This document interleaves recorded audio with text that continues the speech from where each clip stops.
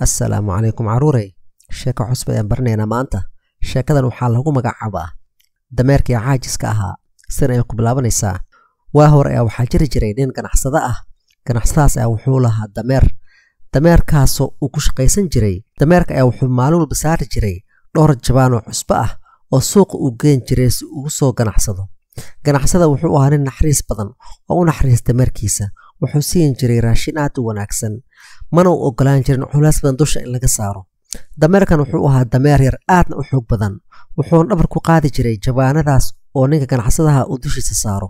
Laakiin sidoo kale wuxuu ahaa dameer caajis badan oo aan jeclayn inuu shaqeeyo. Wuxuu rabay oo kaliya inuu iska nasto, iska riyoodo, iska cuno, iska cabo, iska seexdo. Markaasaa wuxuu yiri: "Allah, waa maalin kale. Waa inaan markale suuqa aadaa. Allah waa naxay shaqadan. Oo shaqo maxay dhib badan tahay. oo baan iska meeshan iska fadhin iska baashaalo iska seexano. Allah waa naxay ninkan ganacsada ah.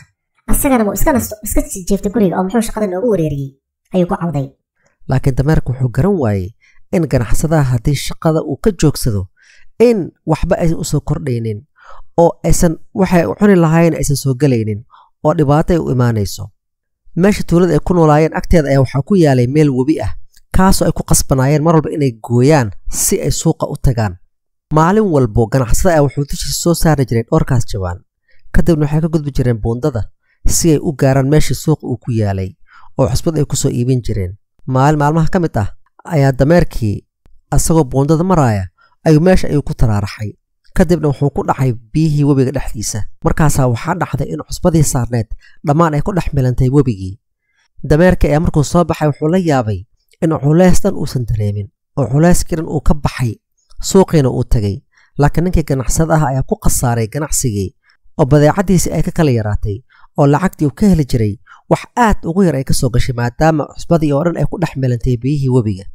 Maalintii dambe dameerkii markii uu soo gaaray webiga ayaa wuxuu si wala kac ah iskugu tuuray webiga asagoo aad u faraxsan oo yiri: "Allah waa ii gashay. waan aqaana halka kadib maanta laga bilaabo shaqo dambe iyo culays dambe aniga waa isteynay.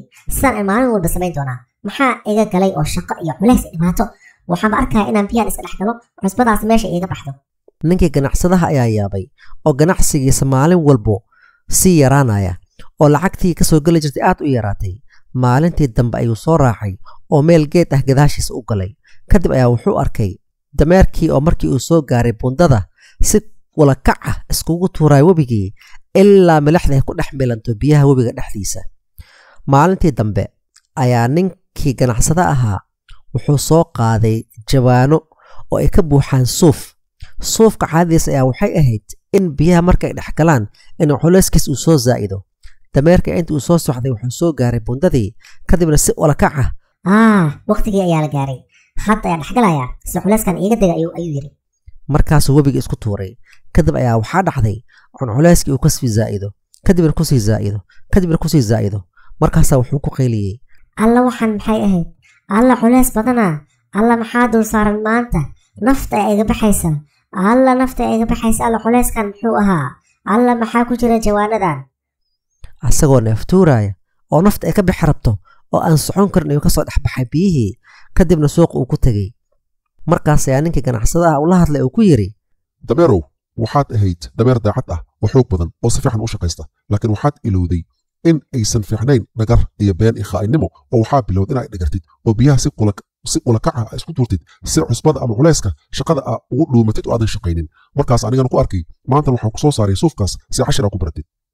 Marka caruurey, akhlaaqda sheekada ku jirta ayaa waxay tahay in dhibaatada ay leedahay caajisnimada iyo beenta iyo dhagarta. dadka caajiska ah, dadka beenta iyo dhagarta ku shaqaysta, marka ugu dambaysta dadka ayaa arki doona oo fahmaya dhagartooda, khiyaanadooda iyo beentooda.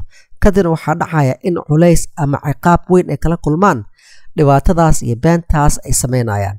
taasoo u keenaysa marka dambe in dhibaato ka weyn ay ka soo gaarto caajisnimadii iyo beentii iyo dhagartii ay sameeyeen. caruurey, sheekadan halkan ay noogu eg tahay. ilaa sheekada aan kulmi doono waxaa idinkaga tegayaa assalaamu calaykum waraxmatullaahi wabarakaatu.